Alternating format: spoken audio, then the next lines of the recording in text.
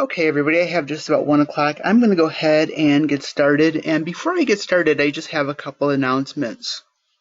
One is that this training is going to be recorded and archived. After the training's over, I'm going to go ahead and put this training up on YouTube for the benefit of those who couldn't join me today. And so I can send the link out to anybody who's interested after we're finished. That way you can go back and listen to this again if you ever want to. We have both VR staff and WISs on the line, so I have an announcement for each of you. First, for the WISs on the line.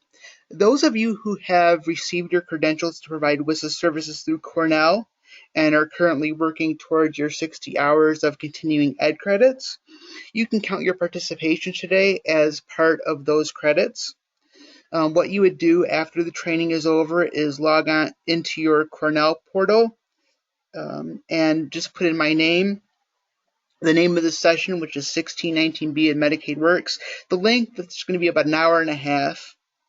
And I've worked it out with Ray Sabula, where you can count your participation in any of the webinars I do towards those credits. If you have any questions about how to access your portal or how to log in your credits, you can contact Ray's assistant, Michelle Elverord, at M as in Mary, A as in Apple, or it's M as in Mary, S as in Sam, A as in Apple, 224 at cornell.edu. And Michelle can walk you through the process of logging in those credits. For the VR staff on the line, you can also get CRCs for your participation today. If you're interested in obtaining the CRCs, just shoot me an email after we're finished, and I'll make sure that those are logged in for you. So what I'm going to do today is just go through the materials that I sent out last week on 1619B and Medicaid Works. We'll touch a little bit about what each program is, how a client would go about applying for it, and then I'll leave some time at the end to answer any questions that you may have. Now, I did a session on Medicaid Works and 1619B a while back, but it was so long ago that I thought it would be helpful to do an updated session, just because we have several new staff members and several new WISA providers that I thought might benefit from the information, and also, those folks who have been around for a while may benefit from a refresher also. So I just wanted to start out by talking a little bit about 1619B Medicaid first. So what is 1619B?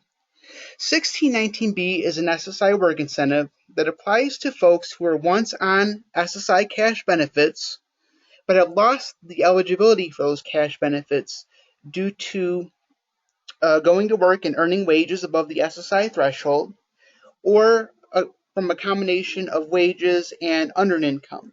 So that could be like workman's compensation, Social Security disability. So it's for people who are on SSI once but are no longer eligible because of income. And if a person goes to work and lives alone in 2016, typically any wages that are $1,551 per month gross or higher would knock SSI eligibility out. And to continue to be eligible for Medicaid under 1619B, the person's disability must continue. So they have to still be disabled, and they would have to lose their SSI eligibility due to either the receipt of wages above the SSI threshold or a combination of wages and unearned income. And then they have to meet the following additional criteria as well for the 1619B. They have to either have been eligible for SSI payments or at least meet all the criteria for 1619B in 1 month out of the last 12.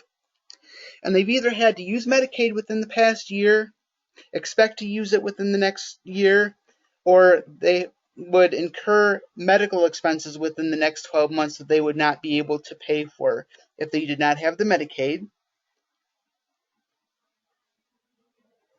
And then in addition to the Medicaid use criteria and the disability criteria, there's a few financial criteria that the client would also have to meet in order to keep their Medicaid under this provision. One is that unearned income must be within SSI's limits. So if they have an unearned income like SSDI or workman's compensation or unemployment benefits, those benefits have to remain under the SSI threshold. It would only have to be their wages that put them over. The resources have to be within SSI's limits, so their checking or savings accounts or stocks or bonds or any type of countable resources would have to remain at or below $2,000 for a single individual or $3,000 per an eligible couple.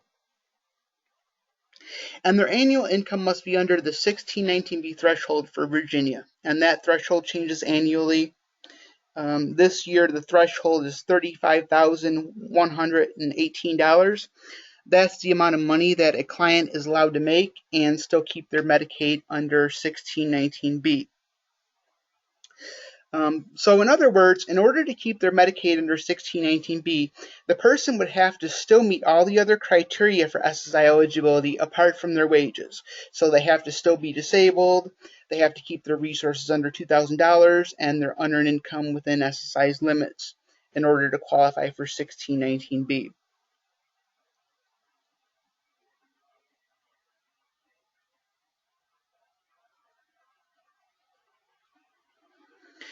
And for the most part, the $35,118 threshold is the threshold for most folks. Sometimes Social Security will take into account additional expenses that the person has to incur that would allow them to potentially earn a little bit more money than that and still maintain their eligibility under 1619B. And a couple of the other expenses that Social Security would consider in determining whether or not they're eligible for Medicaid still includes the following. So they look at the threshold eligibility for Virginia, which is $18,612, which is the maximum SSI threshold, $733 a month. That's the maximum SSI payment that a person would be eligible for if they were living alone. And they add to that the $85 disregard that they don't count when they determine SSI eligibility and times it by 2, and then take that figure and that monthly figure and times it by 12. That's how they come up with the 18,612 figure. And then they take the Virginia Medicaid expense amount, which is $16,506, and add it to the base amount of $18,612. That $16,506 figure is based on the per capita expenses of an average Medicaid claim in Virginia this year. So that's roughly the amount that Virginia spends per case in Medicaid expenses for the year. And then if a client has anything like impairment-related work expenses, if they're paying for transportation to get back to work, or if they're paying for medication costs that allow them to work, or for doctor's visits to obtain that medication that count as IRWIs, those IRWIs are added to their threshold. If they have publicly funded attendant care costs, so like if they're on Medicare, Medicare does not typically cover all home care costs, so they might have expenses that are related to home care, like if they have a personal care attendant coming in helping with things like bathing, dressing, eating, getting dressed in the morning. If they require those services in order to work, the cost of those services can be added to the threshold. If they're contributing to a PASS, if they have a vocational or educational goal, then they have an approved PASS plan, a plan to achieve self-support. The amount of money that they put aside into that plan is also added to the threshold. And then any medical expenses that they have above the state amount would also qualify.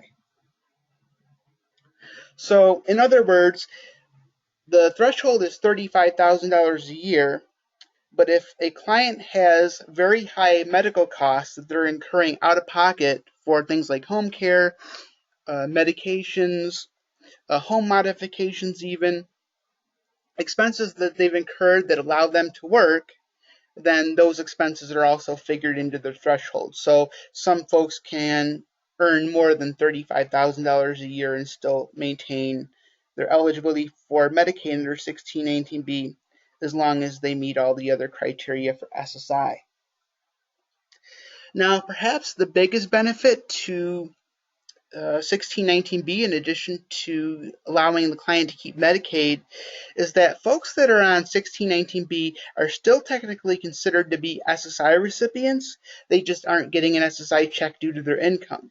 So what that means is that if at any time a client either stops working or has their hours reduced and their income falls below the SSI threshold, that client can go back to Social Security and say, well, I'm not working anymore, or my income's gone down and I need my benefits reinstated.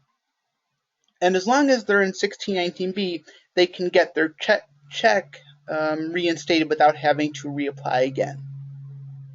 The general rule is if a client is on SSI and they're not receiving a payment for more than 12 months, then eligibility for SSI would terminate and they would have to reapply. But if they're in 1619B status, they're still considered SSI eligible during the time that they don't get a check. So they can go back and request reinstatement at any time if their wages fall below the SSI threshold. And so I just wanted to go through with you quickly how a WISA would go about helping a client apply for the 1619B protection. There's two letters that would be completed by the WISA. One is a letter to the Department of Social Services, and the other one is a letter to the Social Security Administration requesting protection under the 1619B. And by the way, for the VR staff on the line, you can go ahead and authorize a 1619B for your client by using procedure code A3008 in AWARE under the work incentives budget. And then the WISA would be eligible for a payment of $200 for each 1619B they complete. But this is what a sample letter would look like that the WISA would help a client write up and submit to Social Security. So it would just be the date, the name of the claims rep if you have one, the address of the Social Security Administration, the claims rep's names, the client's name and their Social Security number. And it just says, I am writing to inform you of my recent employment. I started working on, and then you would just put the date that they began working. Provide the employer's contact information there, the employer's name, address, and phone number, so Social Security can follow up if they want to with the employer. You would put in the hourly rate that the client's making and the number of hours per week that they're working. And then if they haven't been paid yet, you would put the date that they would first expect to get their paycheck. If you already have their first pay stub, you would attach it with this letter. And you would put down how often that the client would be paid. So are they paid weekly, bi-weekly, whatever the case may be. And my earnings will negate my SSI monthly income. And so then the next paragraph says I choose one of the following options. Either you would say that they have impairment-related work expenses or they don't have impairment-related work expenses. If they did have an impairment-related work expense like transportation or out-of-pocket prescription costs that allows them to work, you would list them in your letter.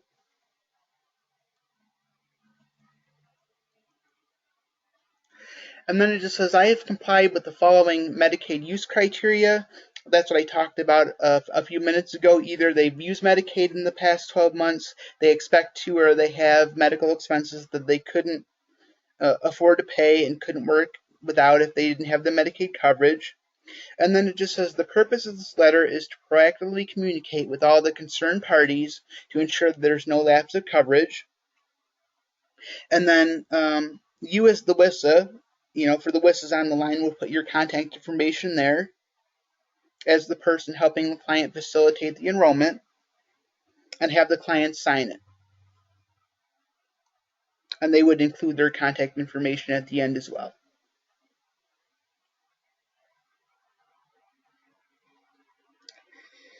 The 1619B letter looks very much the same. It's just the date.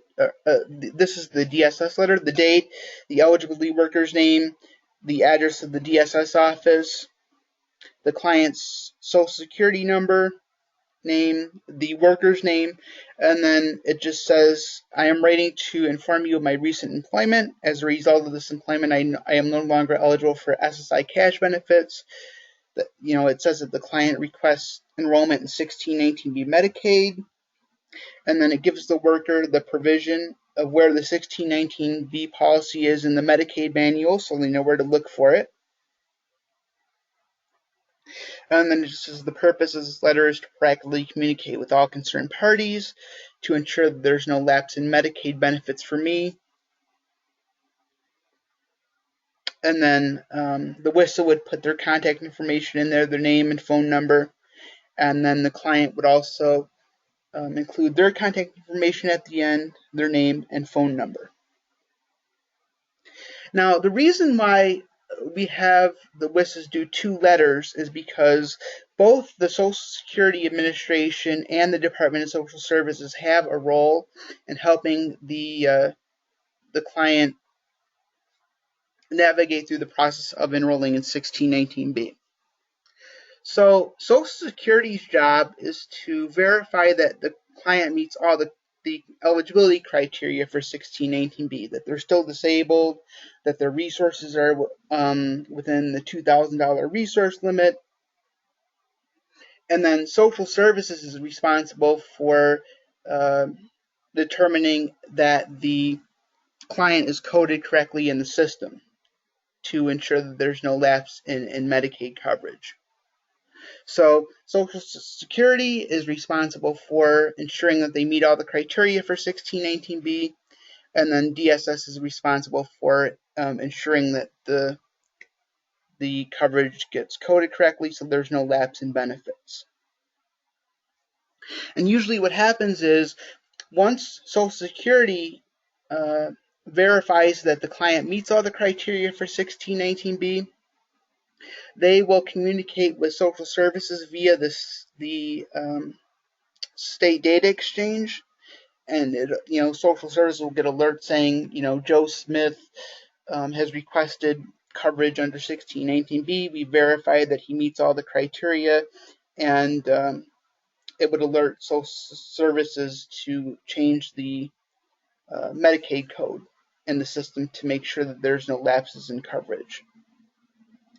Now, because a client was formerly on Medicaid as an SSI recipient, it does not require that the client fill out a new application for 1619B.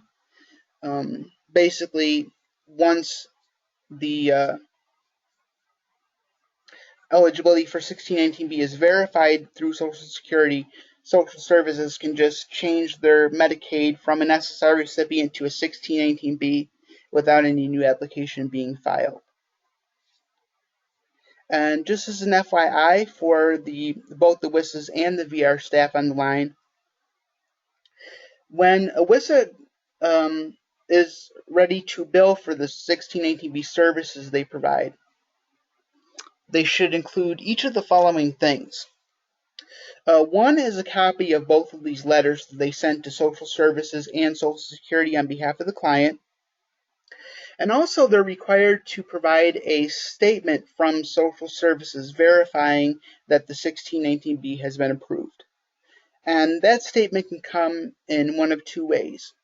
Either A, the client will get a letter stating that the 1619B has been approved, and the WISA can submit a copy of that letter that the client has received with documentation of these letters, or they can follow up with the DSS worker and ask for verification of 1619B, and they can also just get a printout saying that the 1619B has been approved for the client. So when the WISA goes ahead and bills, they should both include a copy of both of these letters they've written and verification that the services has been applied to the client's record.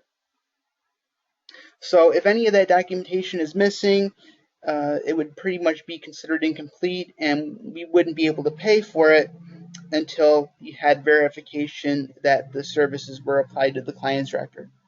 All the services under the work incentives budget are outcome-based, so we would need documentation that the coverage has been approved prior to payment.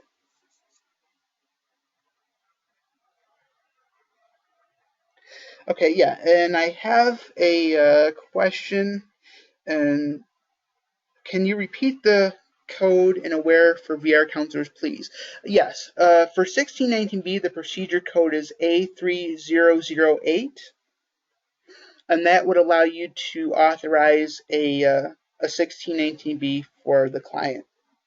What you would do then is send that 1619B authorization to the WISA, and then the WISA would go ahead and follow up with the client, schedule a meeting, help the client put these letters together, and submit them to social services and Social Security accordingly. And then the WISA can go ahead and bill for the service once they have the documentation that the 1619B has been approved.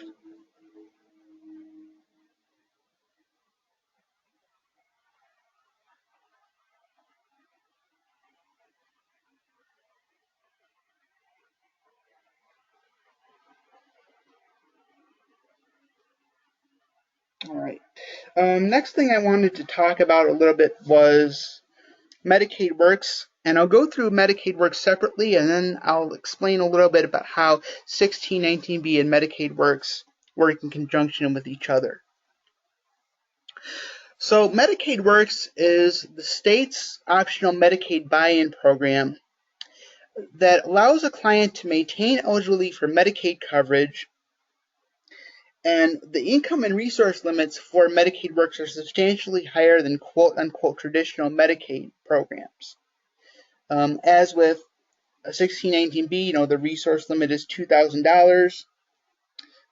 With Medicaid Works, the resource limit is substantially higher than that once the enrollment is approved, and I'll talk about how those limits differ in a minute.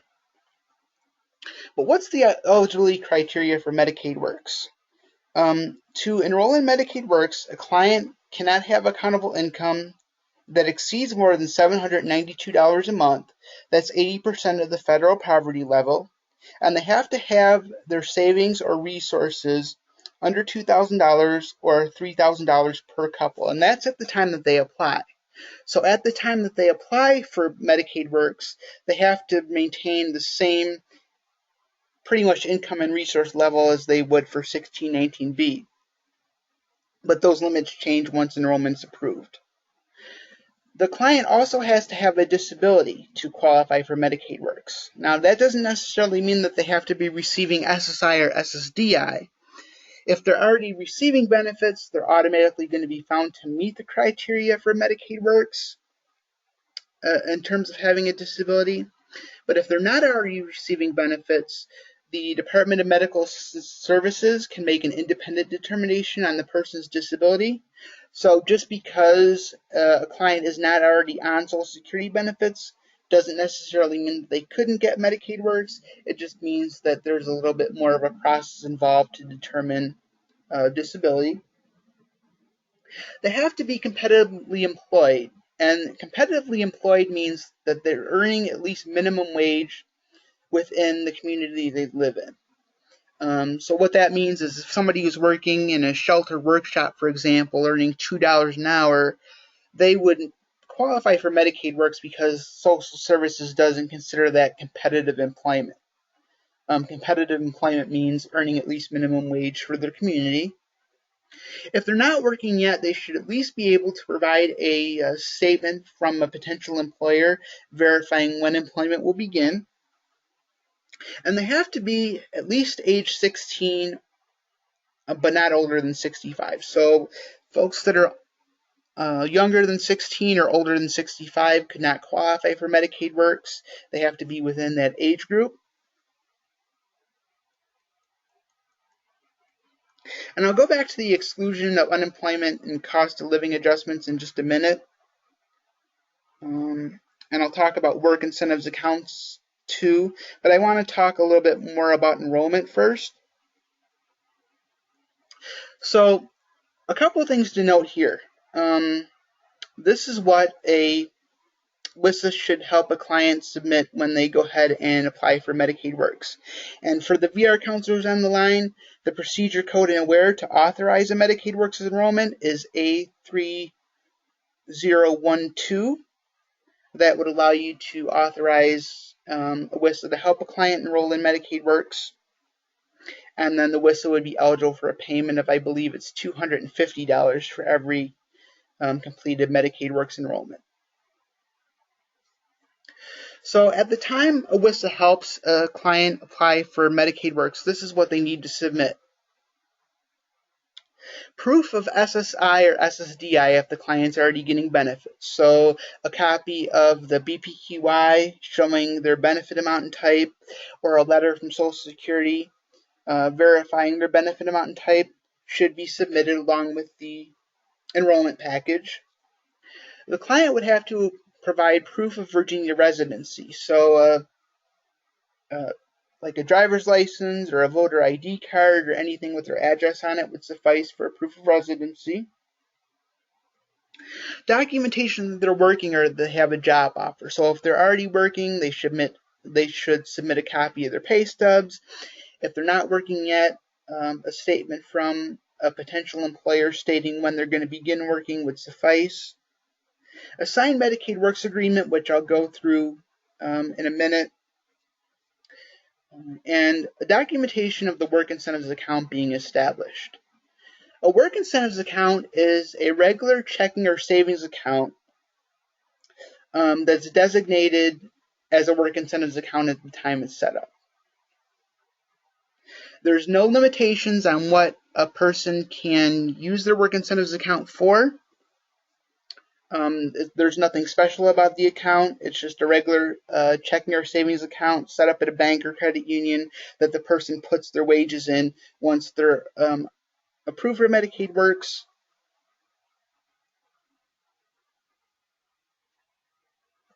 And then once a person is qualified for Medicaid Works, if the WISA has submitted all the documentation and social services has determined that the client is eligible, the income limits change. So once a client is found eligible for Medicaid Works, they can earn up to $75,000 a year, and they can save resources up to $35,118 and still maintain their Medicaid coverage. So the income and resource limits are substantially higher than the income and resource limits for 1619B or any type of other Medicaid category. The reason why Social Services has allowed this for clients to save up that much money is it's a work incentive. They want people to go back to work and work their way off of cash benefits. They realize that the loss of insurance is one of the biggest barriers that a client faces in going back to work. There's a lot of fear about how they're going to be able to pay for their expenses without the insurance. So this is a way for a person to go back to work, earn a substantial amount of money, and test their ability to work without the fear of losing their insurance. Now, the one thing I didn't put on this form that I want to go back to is I said that the eligibility criteria is $792 per month at the time that the client applies. Now, if a client is already on SSI, they're automatically found to meet the criteria at the initial level for eligibility. So let's say, for example, a client might be working, they're earning more than $792, but they're getting a small SSI supplement. As long as they're on SSI, they're going to be found financially eligible for Medicaid Works at the application level. So if you have a client that's on SSI, it's imperative that they apply for Medicaid Works prior to the SSI stopping to ensure that they meet all the eligibility criteria at the initial level.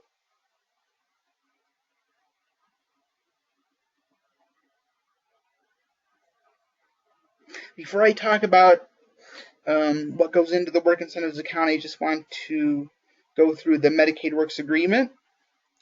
So this goes along with the proof of disability benefits, the proof that the person is working, the client would sign a copy of this agreement and attach it with their enrollment package.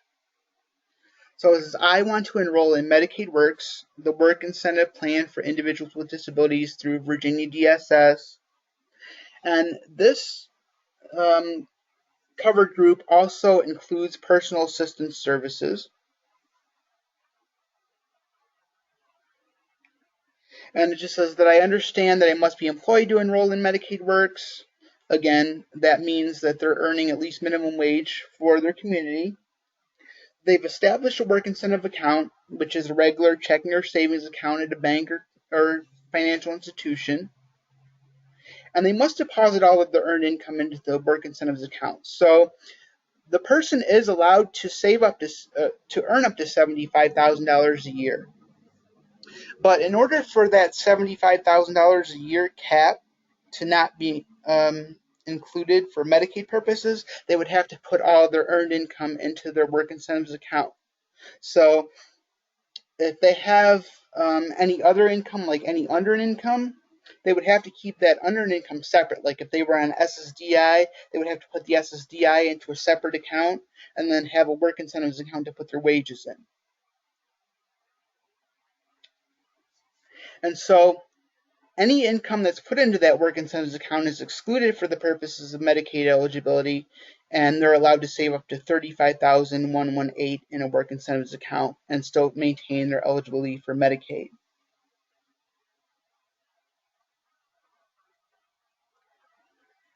Now, a couple of things to note about Medicaid Works once enrollment is approved. So prior to November 1st of 2014, what was happening is that if a client, let's say, lost their job and applied for something like unemployment benefits, those unemployment benefits were kicking eligibility for Medicaid Works out. The criteria for Medicaid Works says that if a person loses their job through no fault of their own, they can still keep Medicaid Works for a period of 6 months while they're looking for another job.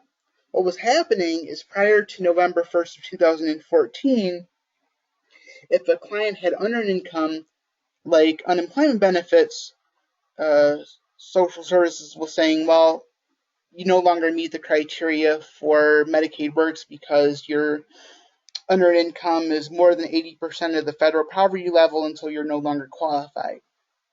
So what social services did was change that so that if a client lost their job through no fault of their own, they could continue to collect unemployment benefits, put those unemployment benefits in their work incentives account, and those benefits would not count for the purposes of Medicaid Works eligibility. So it allowed those folks to continue to be eligible for Medicaid Works through their grace period. Another note about ongoing enrollment, like I said, about unearned income, it's only the earned income that allows the client to earn up to $75,000 a year. If they have unearned income like SSDI or workman's compensation benefits, those benefits have to remain at or below $792 per month in order for the client to continue to be eligible for Medicaid Works.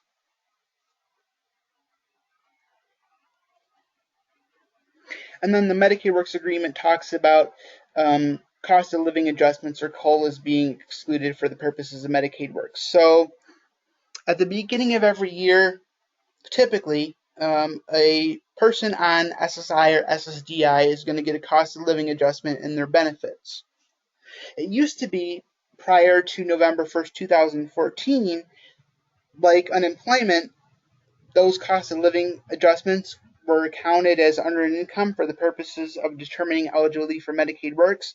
Now, a person can go ahead and put the cost of living adjustment that they get the first of every year into a work incentives account, and that payment will not count as part of their eligibility. And then the agreement says that, we agree to inform the eligibility worker about changes that could impact Medicaid Works coverage. which could include things like a change of income, a change of employment, they might lose their job. And then if I choose to discontinue my enrollment in Medicaid Works or the benefit plan included in this program, I will inform my eligibility worker. So I want to make another note about the application process. If a client is already on some sort of other Medicaid, like on 1619B, for example, or on Medicaid as an SSI recipient, a new Medicaid application is not required when a person applies for Medicaid Works. All they would have to do is submit a copy of this Medicaid Works agreement, a copy of a bank statement showing that their work incentives account has been set up, and proof of their employment and disability. They don't have to go ahead and apply for Medicaid again. If they're already on some form of Medicaid and apply for Medicaid Works, then social services can just change their eligibility from one Medicaid category to another, and it would not require a new application. If the client is not already on Medicaid, then part of the documentation package would be to fill out the Medicaid application that would go along with this agreement. So that would be part of what the WISA would do if the client is not already on benefits. So when a WISA goes ahead and bills for a Medicaid Works, they have to include all of the following things. A copy of all the documentation that they submitted to Social Services on behalf of the client, which would include a copy of this agreement, a copy of a Medicaid application if it was applicable, a copy of the client's proof of disability, a copy of the client's proof of employment, and a copy of a bank statement showing that the work incentives account has been set up. And in addition to providing a copy of all the enrollment documentation that they submitted on behalf of the client, the WISA would also have to provide a statement from Social Services documenting that the Medicaid Works has been approved. And that would come either in the form of a letter to the client letting them know that their enrollment has been approved, or a printout from the Department of Social Services verifying that the Medicaid Works has been approved and applied to the client's record. As with 1619B or any of the other work incentive services, the WISA would not be eligible to receive payment for helping a client enroll in Medicaid Works until they could submit documentation to you as the VR counselor that the Medicaid Works coverage has been approved for the client.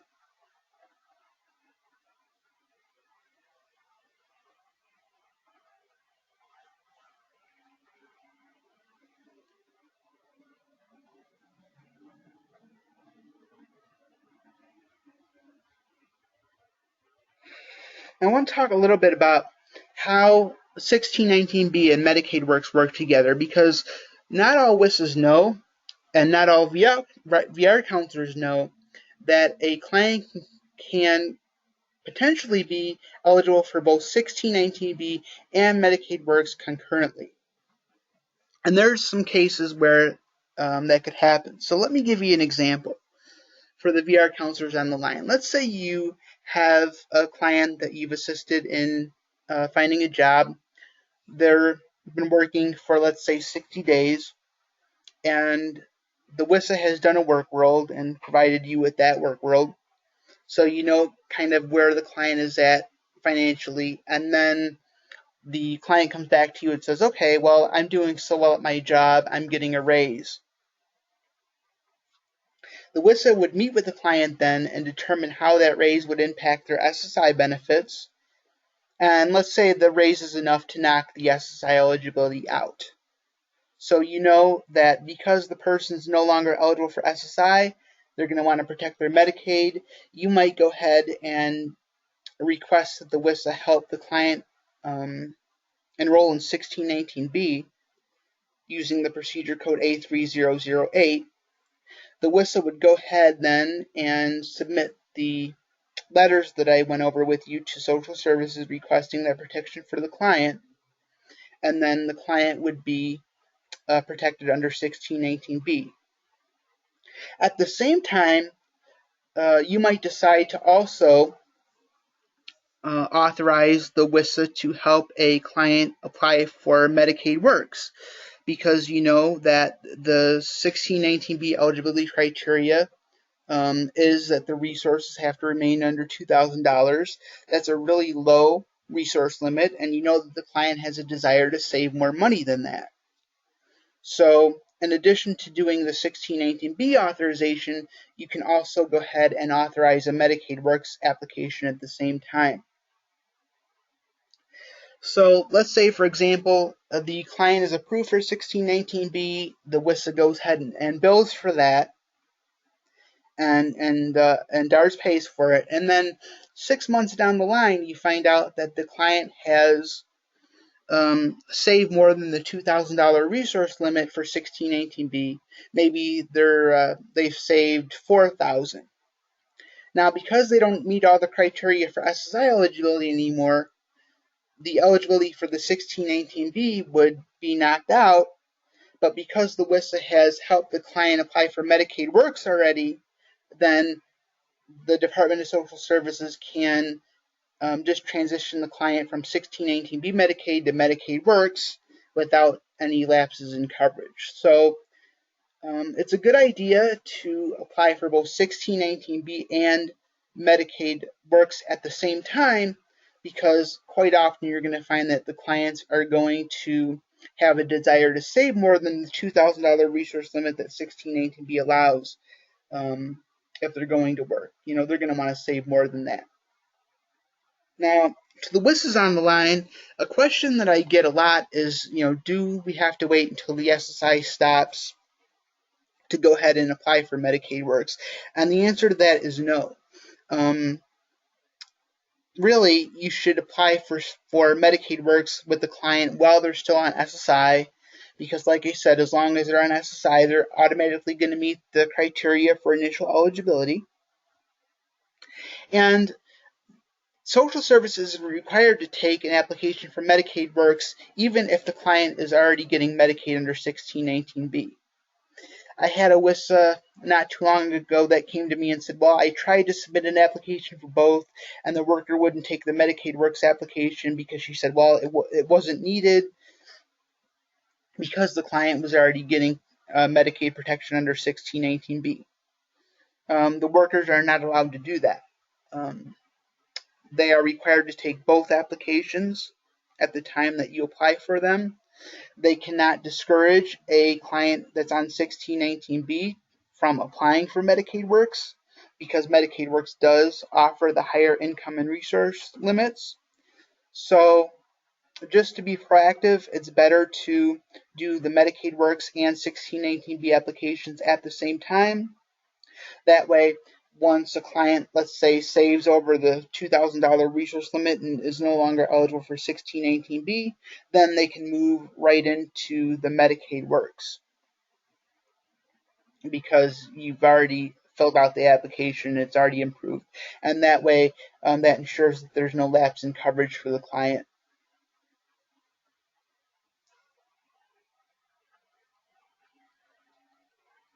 And I've just given you an example of how that would work here. And I pretty much went over it, but you know, John Smith is no longer eligible for SSI due to earnings.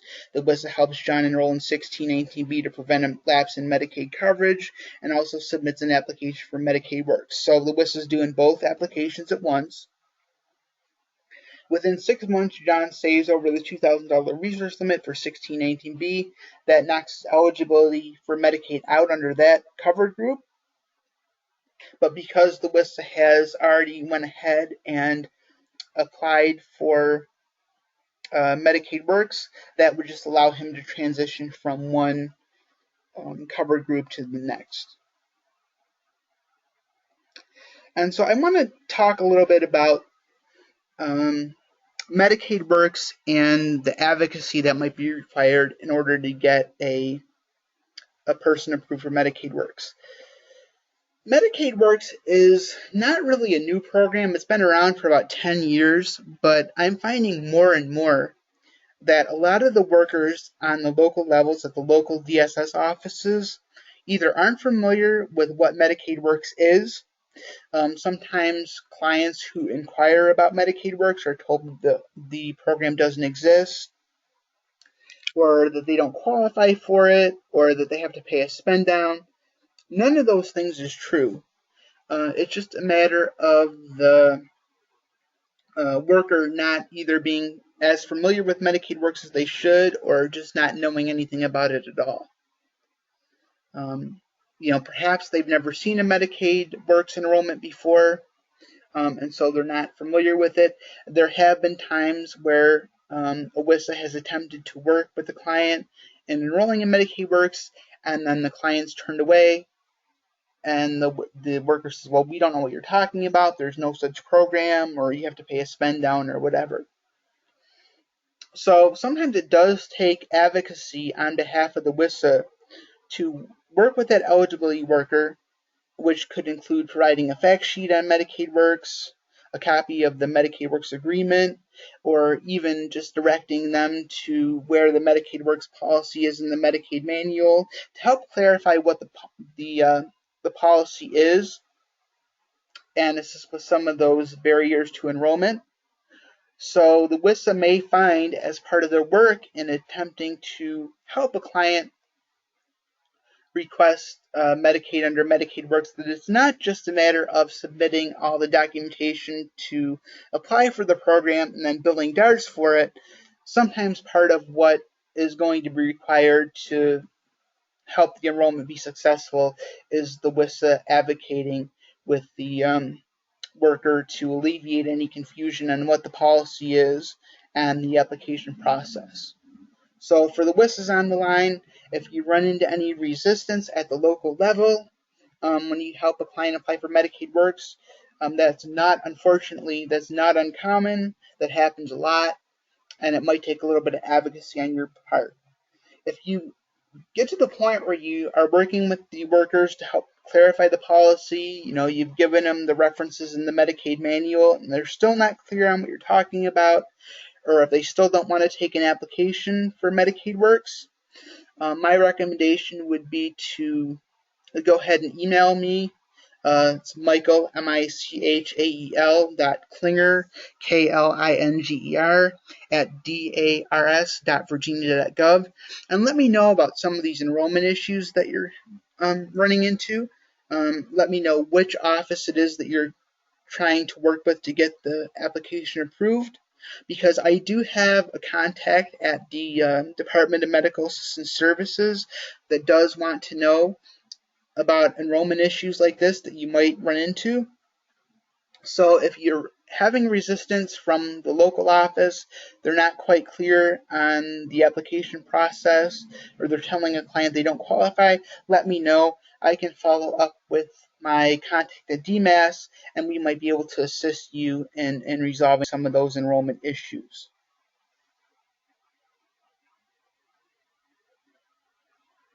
But again, I can't stress enough the importance of, when you're enrolling somebody in Medicaid Works, please make sure you do it before the client has their SSI stopped, because otherwise they're going to be subject to the 792 income limit. If they're on SSI already, they're automatically going to meet that criteria. So it's imperative, especially if a client's working already or if they have any other income, that you apply before the SSI stops. Because if you wait too long and they're no longer an SSI recipient and their income is more than 792, then social services can say, well, they don't meet all the criteria for Medicaid Works, you're out of luck. So the enrollment in Medicaid Works is time sensitive and should be done prior to the SSI stopping. Another question that I get commonly, and this is another misconception, is that if a client is on SSI, social services will try to count that SSI as part of the income determination in determining whether or not the client is under 792 per month, and they're not supposed to do that. SSI is a needs-based program, and the amount of that income is not supposed to count in determining their budget when you apply for Medicaid Works. So, for example, if you have a client who's getting a small SSI supplement and someone who's getting $500 a month in SSDI, when you go ahead and apply for Medicaid Works, social services is only supposed to look at the SSDI that they're receiving or the wages that they're receiving, and not the SSI benefits that they get. The SSI is not part of the budget. I had a WISA not too long ago try to help a client apply for Medicaid Works who was on SSI, and the worker said, well, the client is not eligible for Medicaid Works because their income is too high, and it was because they were incorrectly counting the SSI as part of that budget. So if you run into an example where the worker is supposed to count or trying to count the SSI, they're not supposed to do that, let me know, and I can help you clarify that policy for them.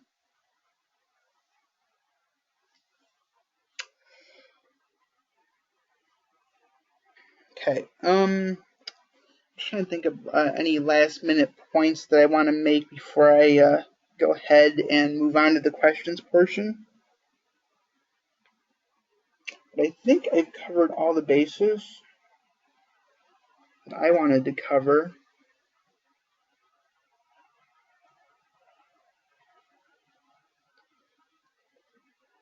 I'm going to move on to the questions. I have a couple in the chat box. Penny says, can an individual can an individual get Medicaid Works if they already have been cut off of the SSI? Yes, they can. They don't necessarily have to be on SSI to be enrolled in Medicaid Works, but they would be subject to the 792 income limit when they first apply. Their countable income has to be less than 792 at the time that they apply, and their resources have to be less than $2,000 at the time they apply. And that brings me to one last point that I wanted to make about the income limit for the initial eligibility. Social services is not going to count all the income that a person receives when determining whether or not they meet the criteria for the Medicaid Works. The 792 is a countable income figure, not a gross income figure. And so what that means is that social services will apply the SSI budget exclusions to countable income to determine whether or not their income is below that 792. So in other words, they don't count the first $20 of any SSDI that the person gets or any of the unearned income. If a person is working and they apply for Medicaid Works, they won't count the first $65 of those wages or half of those wages. So social services is required to apply the SSI budget exclusions to determine the countable income at the initial level. But again, if the person's on SSI, they're going to automatically be qualified for Medicaid Works at the initial level, and no development is necessary. Another question. What about a case where a client is under review for keeping their benefits, but they have had their cash benefits cut off, but not their insurance? They are in the process of appealing the SSA's decision. Okay, if that's an example of like an age 18 redetermination if a client is on SSI, or a case where maybe there's a continuing disability review and the client is not, is appealing a decision that they're no longer disabled. If they're appealing a decision, the benefits, the cash benefits and the health insurance would continue until a decision was made on the appeal. So if somebody was appealing an SSI case, for example, they would continue to be eligible for Medicaid as an SSI recipient as long as that appeal was ongoing. So as long as there was an appeal in process, the Medicaid coverage would continue as would normally.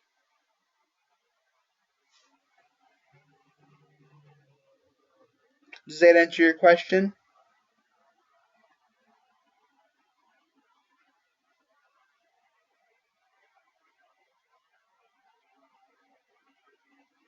So they can apply for Medicaid Works. Yes. Or 1619B, yes. If they are on benefits during an appeal, they can go ahead and request Medicaid Works or 1619B because they are still receiving benefits even though it's an appeal. So those clients would be eligible to apply for that coverage.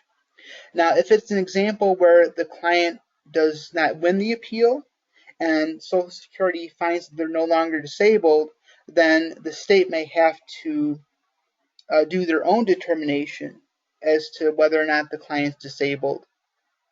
But as long as they're receiving either SSI or SSDI benefits, they would be considered disabled for the purposes of these. Okay, yeah, you have one like this, and we'll proceed with the referral. Yeah, go ahead and do those authorizations. If you have any further questions about that, as the client is going through the application process, please let me know, and I'd be glad to walk you through it.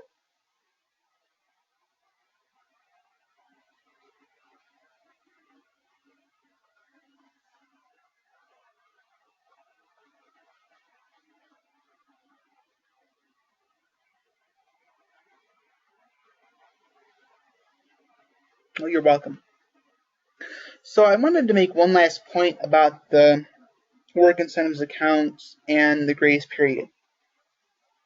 If you have a client who has been found eligible for Medicaid Works through their employment and they get laid off or lose the job through no fault of their own, like I said before, the Medicaid Works would continue for a grace period of 6 months, and then any money that they have in a work incentives account would also be excluded for the purposes of determining Medicaid eligibility under any other Medicaid covered group for the period of 6 months.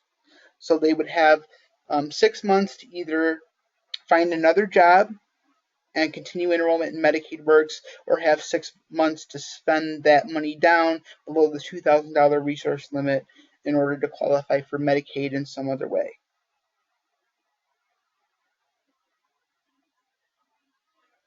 Diane has a question. Should an individual apply for 1619B when they first start work, or wait until their SSI is about to zero out? Well, if they're working and they're not in a position where they're earning enough to have their SSI zero out, a 1619B application really isn't necessary. What you could do is go ahead and meet with the client and do the letters ahead of time, and then you can wait until the client is closer to having their SSI zero out before you submit them. That way you have the letters all ready to go by the time the SSI is getting ready to stop. And the sooner you submit the letters, the more likely that there won't be any lapse in coverage. My suggestion is that if you know that a client's about to get to the point where they're no longer going to be eligible for SSI within the next 60 days, I would go ahead and do the letters now, get them submitted, and make sure that the request is processed so that there's no lapse in coverage. So, I would recommend doing it at least 60 days in advance before the SSI stops. Does that answer your question?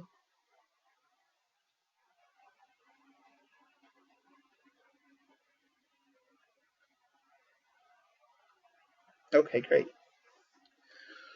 So, since we have a little bit more time, I wanted to talk a little bit about some of the benefits and drawbacks to the different programs and what the WISs may want to talk with the clients about when determining which program would work to best suit their needs.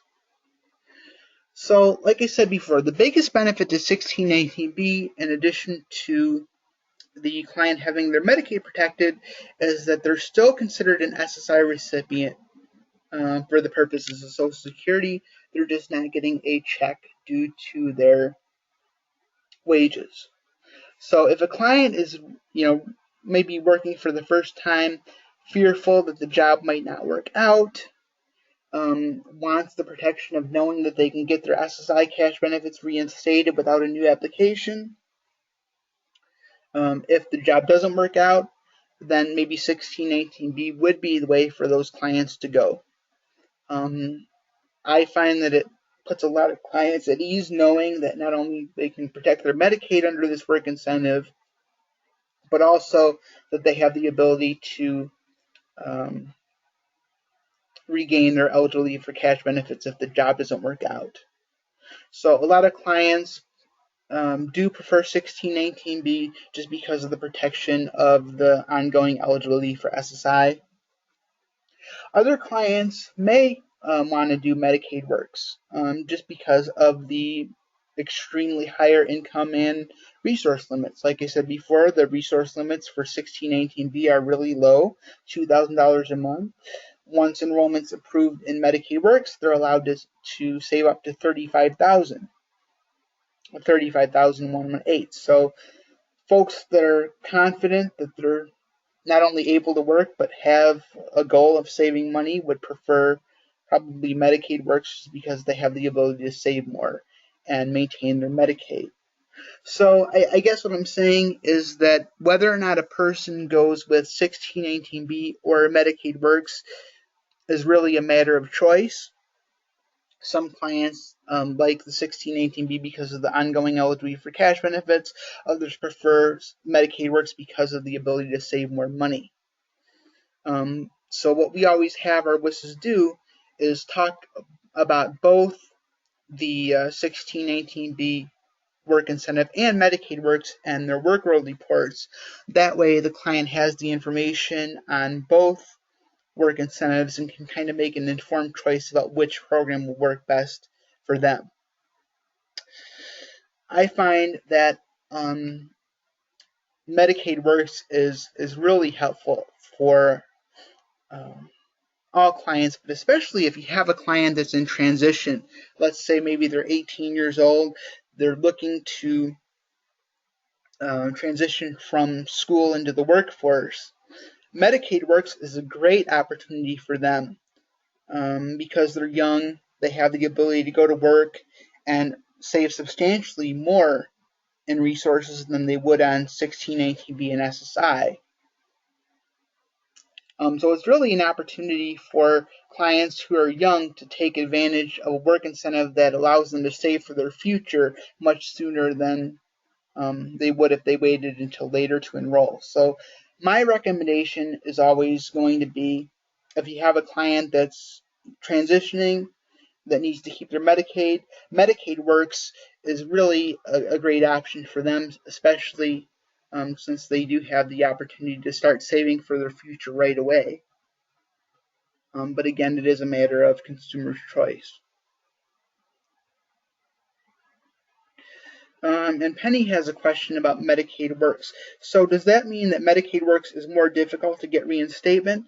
Not necessarily, Penny. It really depends on the client's circumstances. So if a client has lost Medicaid Works because they lost their job, for example, they can continue to get their Medicaid for 6 months while they find a new job. So if they find a new job before the 6-month grace period has lapsed, the coverage doesn't change. All the client would have to do is report that they're working in a new job and what they're making there.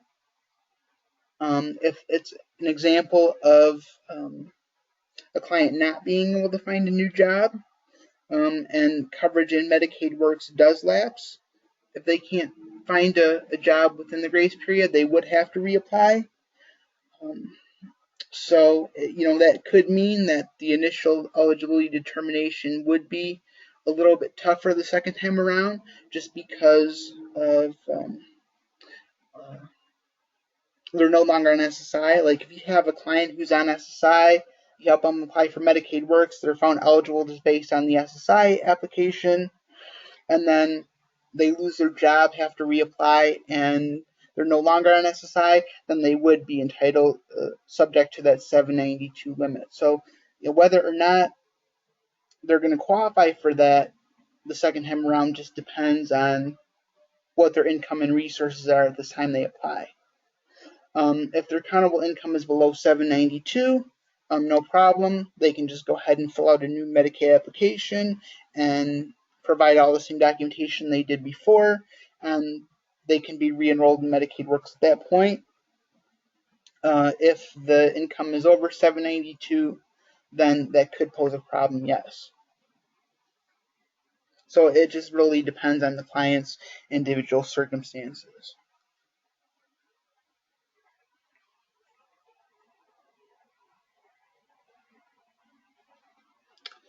Does anybody else have any questions about 1619B, Medicaid Works, or how the two work together?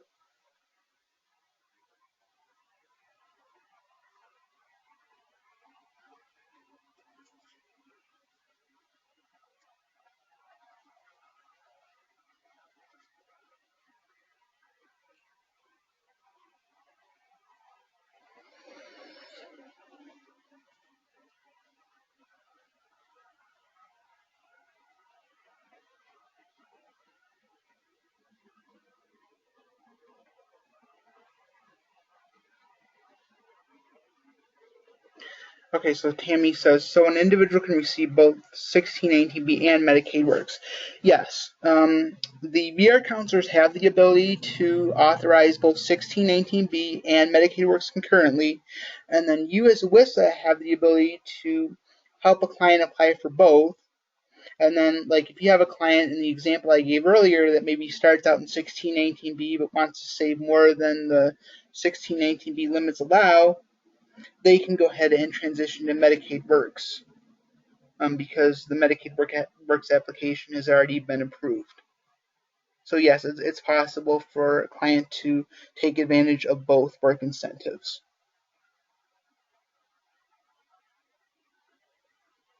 And Daniel just says, thank you for the clarity on these topics and benefits. You're welcome. I know that I threw a lot of information at you guys. So I just want to remind you that I'm available anytime if you have any additional questions about the work incentives that I covered today or any work incentives in general. You can call me 434-298-7652 or email me, Michael, Michael, .klinger, Klinger, at dars.virginia.gov, and I would be glad to walk you through any questions you had at any time. Now, that's pretty much all that I had for today. I know I ended about 20 minutes early, but I had it set up to go until 2:30 just because I never know how many questions I'm going to have or how long it's going to take to go through the material.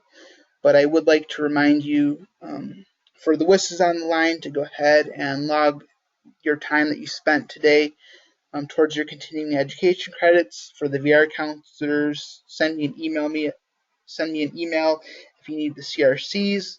We'll get those logged for you. The next webinar is going to be on July 20th from 1 to 2 on auxiliary grants for SSI recipients. And one of my colleagues from DARS, Sean Harris, that works in the Adult Protection Division, is going to be with us, and she's going to do a PowerPoint for you on what the auxiliary grant eligibility criteria is and the impact of earned income on that grant. So that's going to be a really helpful webinar. I hope you can all attend. And I will send this link out to all those who attended today once I get this training archived, and I'll get it up on YouTube. Feel free to share it with your colleagues that weren't able to attend today, and get in touch with me if you have any more questions. Oh, and it looks like Penny has one more comment. Penny says, thanks so much. I've always wanted to get clarification and don't know why clients' apps were not being accepted. Penny, if you have a situation where a client's application is not being accepted, that's probably, again, just a matter of the DSS worker not knowing that a client can currently be eligible for both benefits. So if you run into issues like that in the future, please let me know. I can kind of get together with my contact at DMAS and help you resolve those enrollment issues and make sure that the DSS worker takes both applications. Any other last concerns, questions, or comments?